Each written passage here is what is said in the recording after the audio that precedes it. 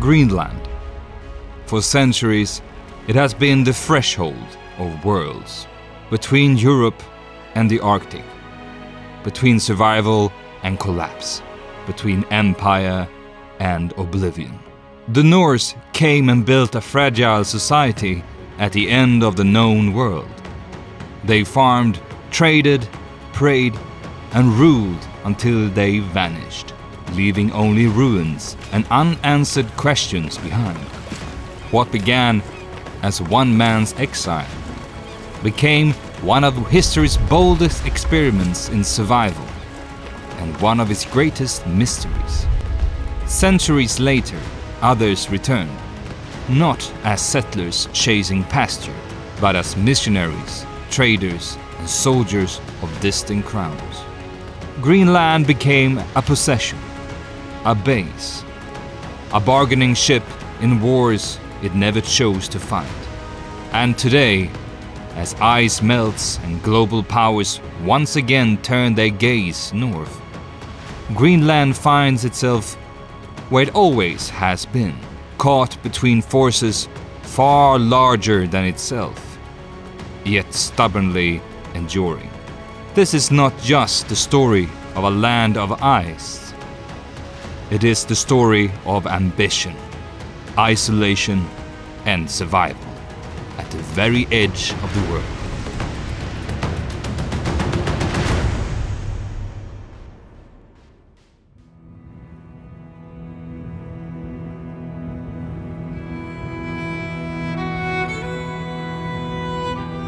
The Vikings were not the first humans to reach Greenland. Thousands of years before Norse longships cut through the Arctic waters, Greenland was settled in waves by Paleo-Inuit peoples, descendants of Siberian hunter-gatherers who had crossed into North America millennia earlier. From there, they gradually moved eastward across the Canadian Arctic archipelago and into Greenland. These migrations unfolded over long, overlapping periods. Archaeologists distinguish several cultures. They left few traces. What evidence remains shows people superbly adapted to the Arctic. Why these cultures disappeared remains uncertain. By around 900 AD, much of southern Greenland appears to have lacked permanent human settlement. Late Dorset groups likely remained in the far north, but in the south, the land stood largely empty. When the Vikings arrived, they entered not untouched wilderness, but a landscape between peoples.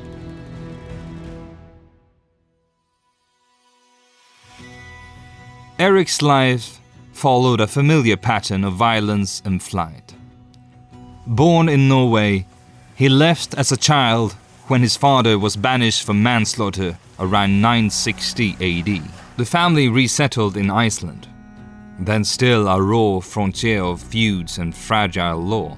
There, history repeated itself. Erik became embroiled in a dispute with a neighbor over the killing of his slaves. Later, a conflict erupted over his setstokker, a ritual family pillar, loaned and then withheld. When Erik reclaimed it by force, fighting broke out. 2 of his opponent's sons were killed. The Icelandic Thing sentenced Erik to 3 years' exile. Like his father before him, he was cast out. This time, Erik did not wait for fate. He gambled everything on rumors. Scandinavians had glimpsed land west of Iceland before. With few options left, Erik packed a ship, gathered his household, and sailed west. The rumors proved true. Erik first reached Greenland's ice-bound eastern coast, then sailed south along the glaciers, rounded the island's southern tip, and continued north along the western shore. There, the landscape changed. Fjords cut deep into the land. Coastal valleys lay free of permanent ice. During the medieval warm period, these southern fjords were notably milder than today. Summer temperatures average around 10 degrees Celsius, rising higher in sheltered valleys. Grass grew thick on the hillsides. Low birch and willow patches dotted the slopes. Winters were severe, but survivable. Erik wintered first on an island he called Eiriksö, later associated with the western settlement. In spring, he sailed into a fjord he named Eiriksfjörður, where he built his farm in Brattahlid. Over 3 years, he explored widely, mapping the coast and testing the land's limits. When his exile ended, Erik returned to Iceland, not to reclaim his old life but to recruit settlers. According to the sagas, Erik chose the name Greenland deliberately. A pleasant name would make people eager to go there. The name was not entirely false, but it was persuasive. In 985 AD, Erik led a fleet of 25 ships, carrying perhaps 700 people westward from Iceland. The journey was brutal. Storms and ice claimed ships, others turned back. Only 14 vessels reached Greenland.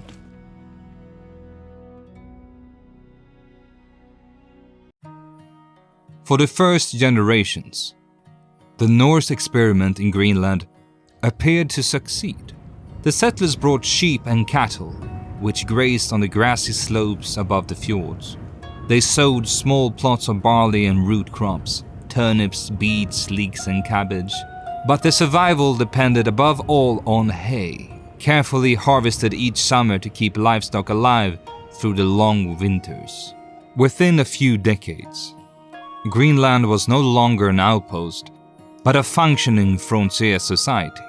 Several small fleets followed Erik from Iceland, and at its height, the Norse population likely reached between 3,000 and 6,000 people, spread across roughly 600 farms and homesteads. Two main settlements anchored Norse life. The eastern settlement was by far the larger and more prosperous.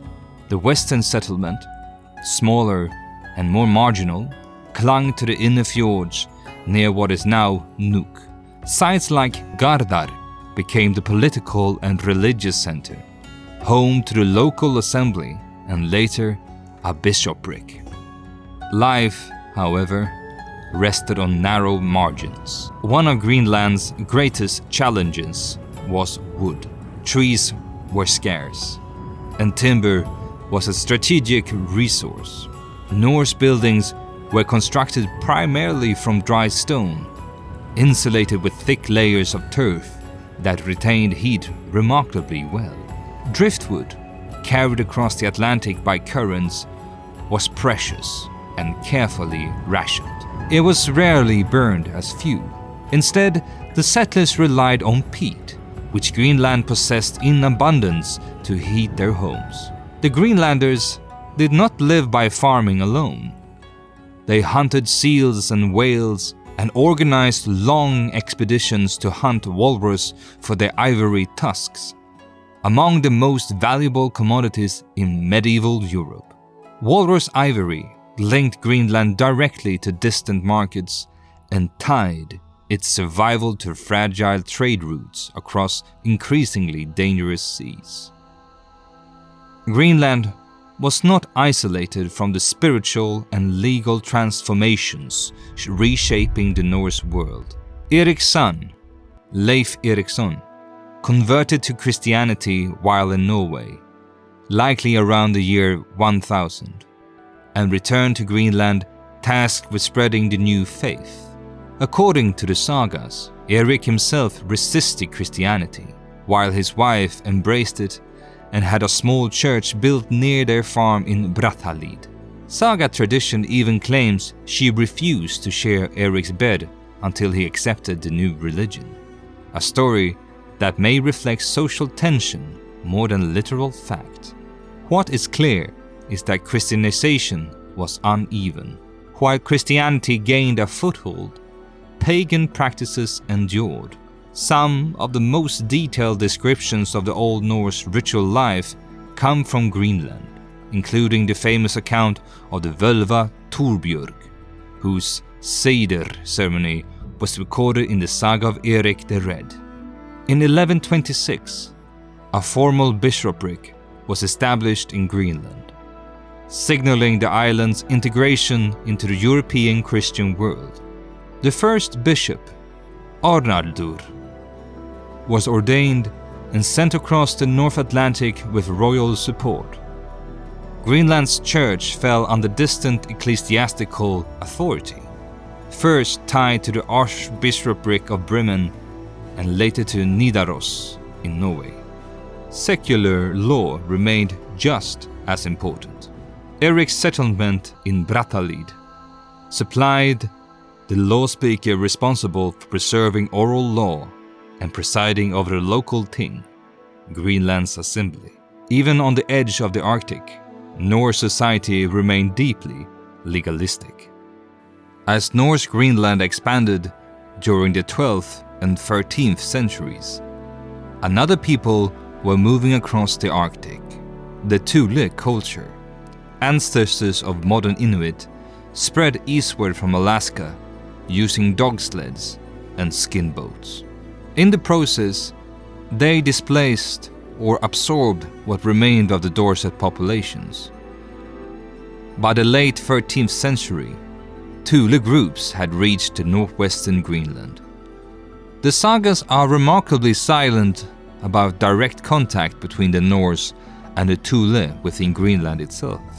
Archaeology suggests that by the 14th century, some Thule settlements existed near Norse farms, but the nature of their relationship, trade, coexistence or conflict remains uncertain. What is clear is that Thule was superbly adapted to the Arctic conditions in ways the Norse were not. They are also the direct ancestors of the majority of Greenland's modern population. From Greenland, Norse exploration pushed even farther west. The sagas differ in detail, but agree on the essentials. The saga of the Greenlanders claim a merchant named Bjarni Herjolfsson, blown off course around 986 AD, glimpsed forested lands west of Greenland, but did not land. Years later, Leif Eriksson purchased Bjarni's ship and set out intentionally. Leif explored Helluland, a land of flat stone, likely Baffin Island, then Markland, rich in forests, probably Labrador. Finally, he reached Vinland, a land mild enough for wild grapes and self-sown wheat. There, the Norse overwintered at a base known as Leifsbudir. The saga of Erik the Red claims Leif discovered Vinland accidentally, blown off course while sailing from Norway. Either way, around 1000 AD, Norse explorers reached North America. Vinland was not a successful colony, but a reach, the farthest edge of the Viking world. For a time, Greenland seemed to work, but the success was fragile. As the climate cooled and sea ice thickened, the long arm of isolation began to close around the Norse settlements. The medieval warm period, which had offered milder summers and relatively open seas, was drawing to an end. What followed would test every adaptation of Greenlanders had made, and ultimately, it would prove too much.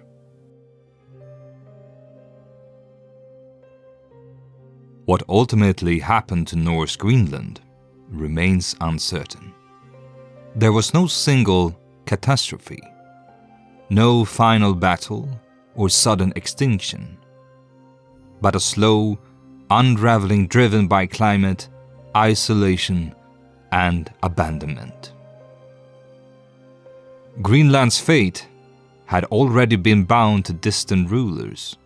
In 1261 and 1262, after severe famine, both Greenland and Iceland accepted the authority of the Norwegian king in exchange for shipments of grain. From then on, Greenland became commercially dependent on Norway. Foreign merchants were barred and contact with Europe narrowed to a handful of royal ships each year. One of the last first-hand accounts comes from Ivar Bardarson, a Norwegian cleric sent to Greenland around 1341 to oversee church affairs after the bishop's death. His writings reveal a colony already in trouble. Ivar reported that the old sailing routes to Greenland were blocked by ice and that ships attempting to sail them risked destruction. He described shipwrecks near the coast and stone crosses marking drowned crews.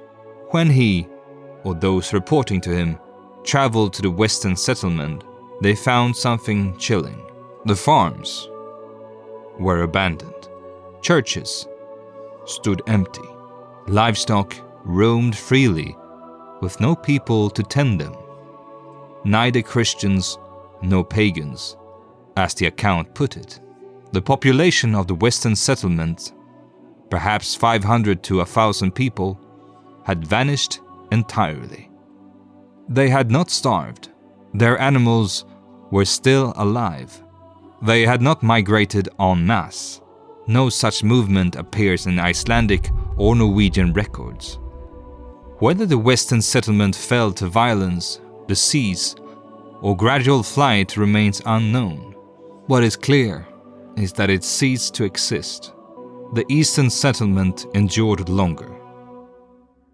From the mid-14th century onward, conditions worsened.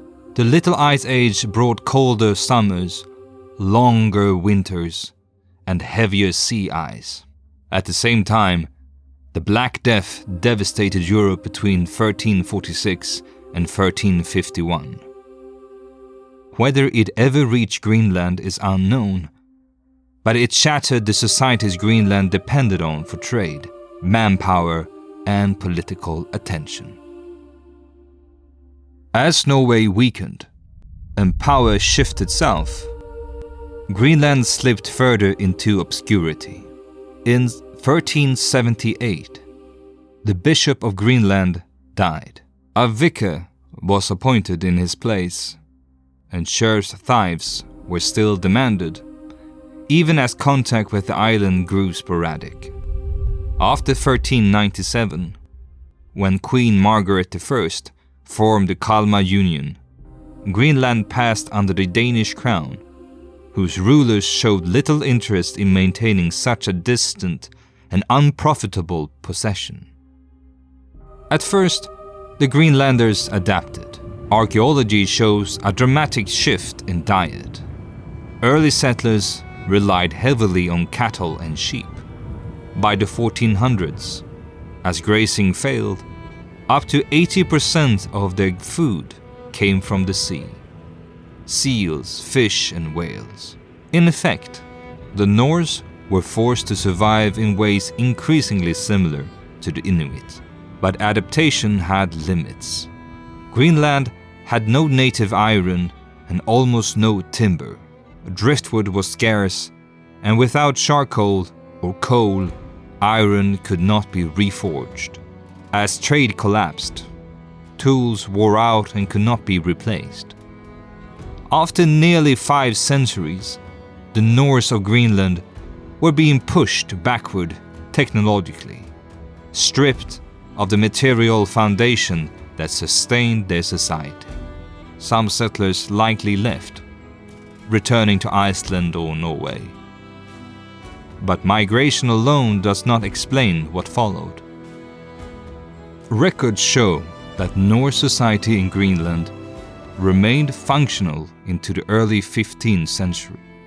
In 1408, a marriage was celebrated at Halse's church, the last securely dated event in Norse Greenland.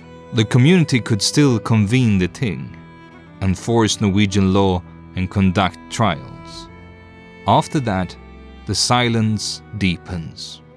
A papal letter from 1448 lamented that no tithe had been received from Greenland in over 30 years, and warned that settlements had been attacked by heathens, likely Inuit, though whether this reflected recent events or decades-old rumors is impossible to say.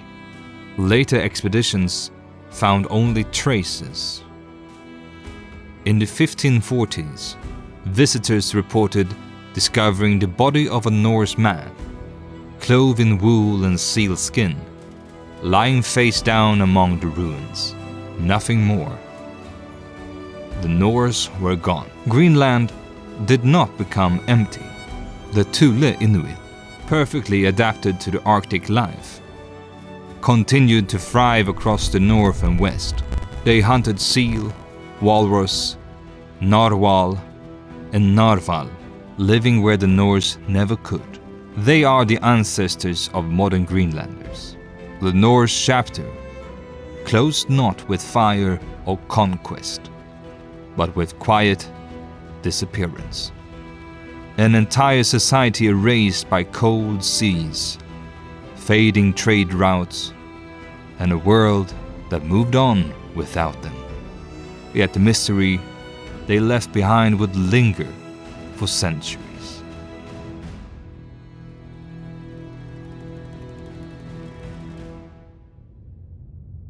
By the late 15th century, Europe entered an age of discovery.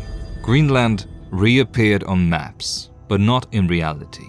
The Little Ice Age had tightened its grip. Ice-choked seas made landfall dangerous, settlement nearly impossible. Still, Greenland was not forgotten. By the 16th century, English and Dutch whalers operated in waters around the island, harvesting whale oil for Europe's growing industries. They encountered Inuit along the coast, but no trace of the Norse. After the formal transfer of Norwegian possessions to the Danish crown in 1537, Denmark reaffirmed sovereignty over Greenland. At the same time, the Protestant Reformation reshaped Northern Europe. In 1585, English explorer John Davis reached Greenland and met Inuit communities. He found no Europeans. By the 17th century, Denmark sought to reclaim lost prestige through maritime expansion. Greenland once again entered Danish ambitions. Between 1605 and 1607, King Christian IV financed 3 Danish expeditions to locate the lost Norse settlements. They found nothing but ruins and ice. In the early 18th century, faith and empire converged. Hans Egede, a Norwegian Lutheran pastor, became convinced that descendants of the Norse still lived in Greenland, cut off from Europe and salvation. In 1721, with the backing of King Frederick IV, Egede sailed west to restore Christianity and reassert Danish authority. But the Norse were gone. Egede found abandoned ruins and Inuit communities instead. Still, the expedition pressed on. The Bergen Greenland Company was founded to revive trade, and small settlements were established along the southwest coast.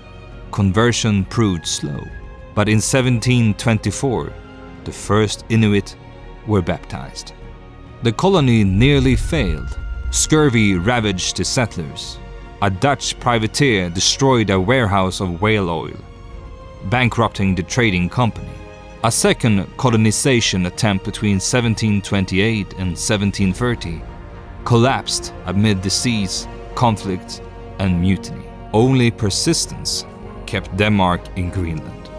Despite repeated setbacks, Danish authorities pressed forward. The settlement that would become Nuuk expanded. Trading posts multiplied. Warships protected the coast from foreign privateers. Whaling, driven by demand for oil, became the economic backbone of the new colony. Danish officials soon recognized that Greenland could not sustain European-style agriculture. Minerals were inaccessible, controlled, not prosperity, became the objective. In 1776, Denmark declared a complete state monopoly on trade with Greenland, formally closing the island to all foreign merchants. Greenland became a close colony of the Danish crown, a status that would remain until 1950. In 1814, Denmark lost Norway after the Napoleonic Wars. Yet Greenland, Iceland, and the Faroe Islands remained Danish. While absolutism weakened at home, colonial control tightened abroad. By the late 19th century, local councils formed in Greenland to manage limited resources. In 1912, administration passed from royal officials to the Danish Ministry of the Interior. Greenland's transformation was complete. Once a Viking frontier, then a forgotten ruin, the island had become a managed colony. Its future shaped from Copenhagen, its people adapting under distant rule. The modern era of Greenland had begun, defined by control, commerce, and quiet endurance.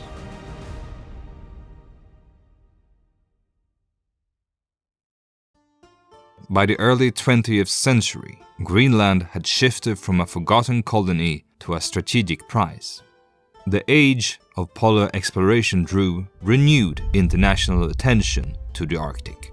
Between 1903 and 1906, Roald Amundsen completed the first successful navigation of the Northwest Passage, proving that the Arctic could, at least in theory, serve as a route between oceans.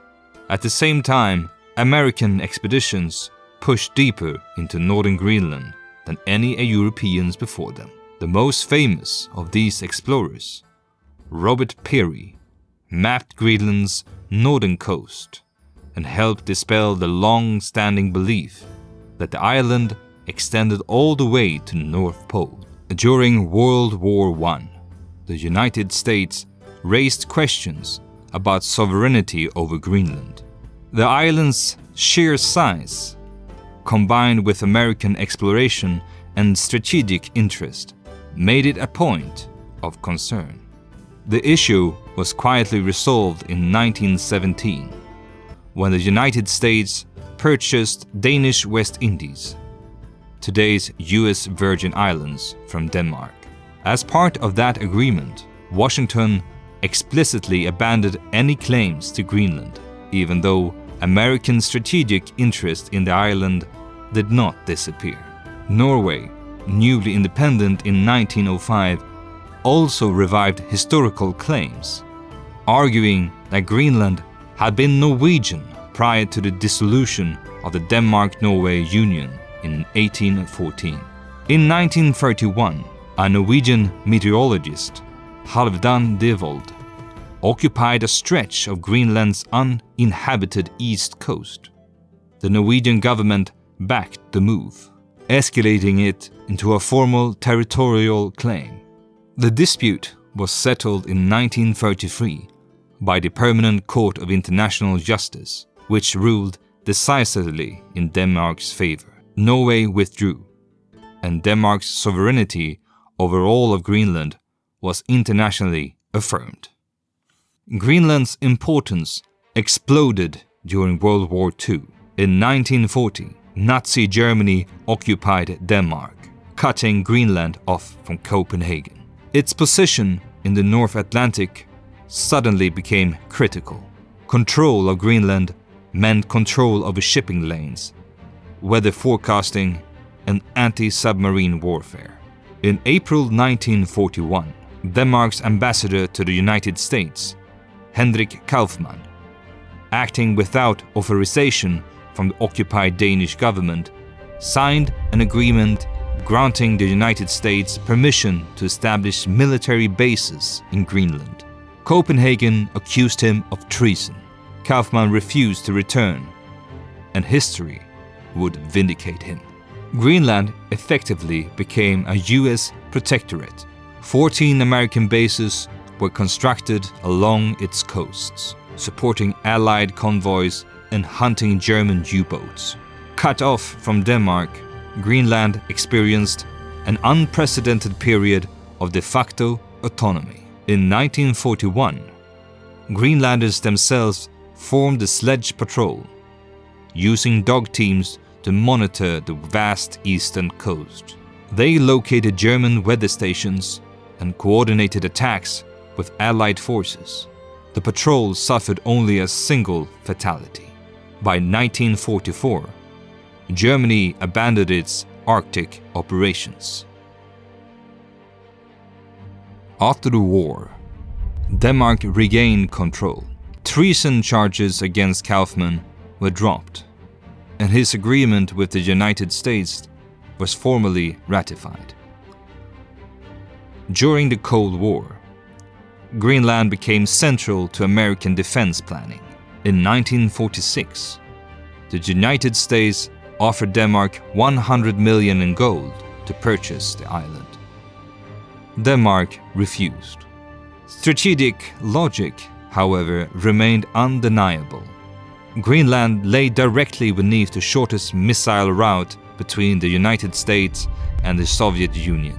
The Thule Air Base in northwest Greenland became permanent, anchoring radar systems and early warning infrastructure. In 1953, Greenland officially ceased to be classified as a colony and became an autonomous overseas province of Denmark. Greenlanders gained the right to elect representatives to the Danish parliament for the first time. Yet, the legacy of foreign bases, wartime independence, and imposed decisions had changed the political consciousness of the island. In 1953, Inuit families were forcibly relocated to expand the base, an action that would leave lasting resentment and legal disputes.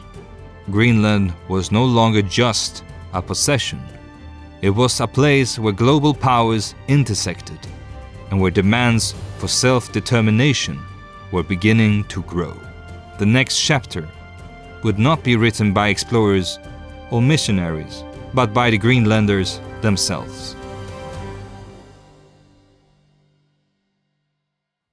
When Denmark joined the European Economic Community in 1973, Greenland followed automatically, despite the fact that around 70% of Greenlanders voted against membership. Their concerns proved well-founded. The EEC fishing policies opened Greenlandic waters to foreign fleets, accelerating overfishing and undermining local livelihoods. Pressure mounted for political change. In 1979, Denmark granted Greenland home rule, transferring control over education, healthcare, and internal affairs to a locally elected parliament, the Landsting. This was more than administrative reform. It marked the rebirth of a distinct Greenlandic political identity. The capital's colonial name, Gottorp, was replaced with Nuuk. In 1985, Greenland adopted its own flag, and following a referendum, withdrew from the European Economic Community. Self-rule deepened further in the 21st century. In 2009, Greenland assumed expanded powers under the Self-Government Act, including control of the natural resources and the right to declare Greenlandic as the sole official language, replacing Danish. Independence was no longer theoretical, it was now embedded in law. Yet autonomy existed alongside constraints. The continued presence of the US military base at Thule remained a point of tension. Greenlandic governments repeatedly questioned the 1951 defense agreement, negotiated without their participation, and explored options ranging from renegotiation to international oversight. At the same time, global interest in Greenland intensified. Beneath the ice lie vast resources. According to geological surveys, Greenland contains significant deposits of rare earth minerals, critical to electronics, renewable energy, and defense industries. Resources currently dominated by Chinese supply chains. The island is also believed to hold large oil and gas reserves, though extraction has been banned on environmental and social grounds. This combination, strategic geography and critical resources, has kept Greenland firmly in the sights of global powers, particularly the United States. Increasingly, the concern is less about military confrontation and more about economic security in a world reshaped by great power competition. Greenland today is a place shaped by endurance. It is the world's largest island, over 2 million square kilometers. With fewer than 60,000 inhabitants, nearly 90% Inuit, living along its ice-bound coasts. Its past has been defined by outsiders: Inuits, Vikings, missionaries, empires, and superpowers. But its future is increasingly debated by Greenlanders themselves. Elections in recent years have consistently shown growing support for greater independence. Though opinions differ sharply on pace, economics, and feasibility, any move toward full sovereignty will depend not only on political will, but on resources, alliances, and the realities of a warming Arctic. From Erik the Red's gamble to modern self-rule, a Greenland story has never been one of conquest alone, but of adaptation, once dismissed as a frozen edge of the world. Greenland now stands at the center of global attention, its ice melting, its resources coveted, and its people deciding at last what comes next.